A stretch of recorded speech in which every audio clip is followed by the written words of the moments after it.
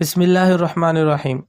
معزز سامعین، جب حضرت عبداللہ بن مسعود رضی اللہ تعالیٰ عنہما مرض الوفات میں مبتلا ہوئے تو حضرت عثمان غنی رضی اللہ تعالیٰ عنہ ان کی عیادت کے لیے ان کی بیمار پرسی کے لیے تشریف لائے۔ حضرت عثمان رضی اللہ تعالیٰ عنہ نے حضرت عبداللہ بن مسعود رضی اللہ تعالیٰ عنہما سے پوچھا، ما تشتکی، کہ تمہیں کیا درد ہے؟ تو انہوں نے فرمایا، ذنوبی، مجھے اپنے گناہوں کا درد ہے، اپنے گناہوں کی تکلیف ہے۔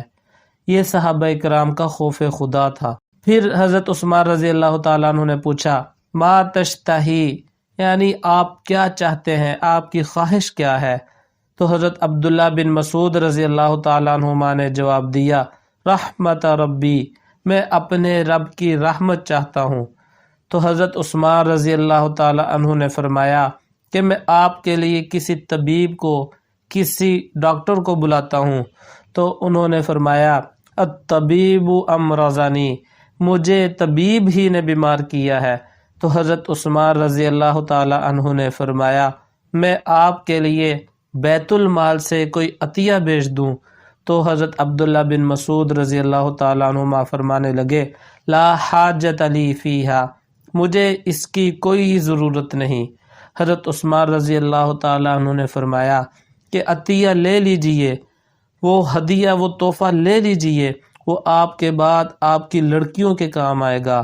تو فرمایا کہ کیا آپ کو میری لڑکیوں کے بارے میں یہ فکر ہے کہ وہ فقر و فاقہ میں، رزق کی تنگی میں مبتلا ہو جائیں گی؟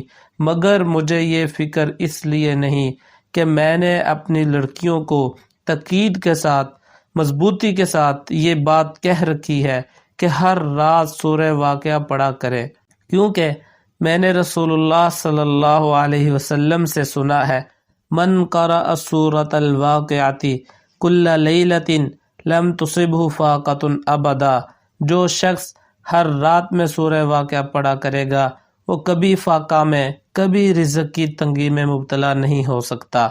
اگر ہم بھی ایمان اور یقین کے ساتھ سورہ واقعہ کو، اس کے پڑھنے کو اپنا معمول بنا لیں تو ہم برکات خداوندی سے اپنا دامن بھر سکتے ہیں۔